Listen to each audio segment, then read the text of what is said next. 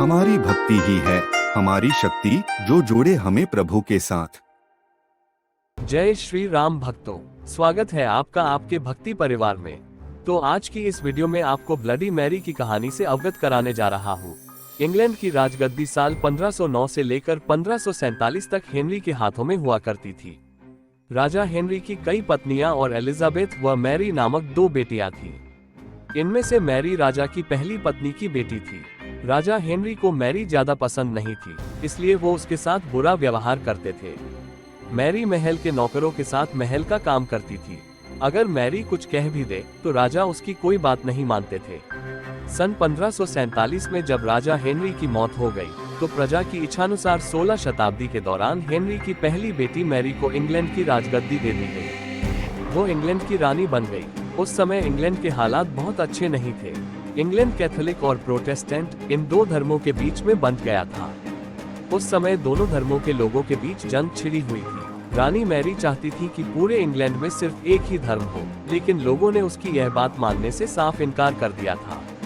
इससे नाराज होकर रानी ने उनकी बात न मनाने वालों को मौत की सजा दे दी थी। वो ऐसे लोगों को जिंदा भी जला देती थी।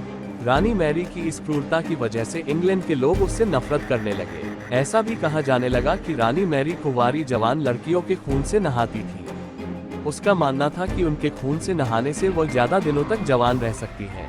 कुछ सालों बाद रानी मैरी ने शादी कर ली और कुछ समय बाद इंग्लैंड में एक खबर आई कि रानी मैरी गर्भवती है और जल्द ही उनके राज्य को उनका नया राजा भी मिल जाएगा। इस बात से हर सभी खुश हुए, लेकिन उस समय रानी मैरी के साथ बहुत ही अजीब घटना हुई। उनके गर्भ से किसी भी बच्चे का जन्म नहीं हुआ, बल्कि कुछ ही महीनों के बाद रानी मैरी का पेट फिर से सामान्य हो गया। वहां के ओझा लोगों ने अपनी तंत्र विद्या से बताया कि रानी मैरी के गर्भ में कोई बच्चा नहीं बल्कि एक भूत आकर निवास करता है। कुछ समय बाद फिर रानी मैरी के गर्भ में वही भूत आकार रहने लगा और वो फिर से गर्भवती हो गई। इस बार भी रानी को कोई बच्चा नहीं हुआ और उस घटना के कुछ ही दिनों के बाद रानी मैरी की मृत्यु हो गई।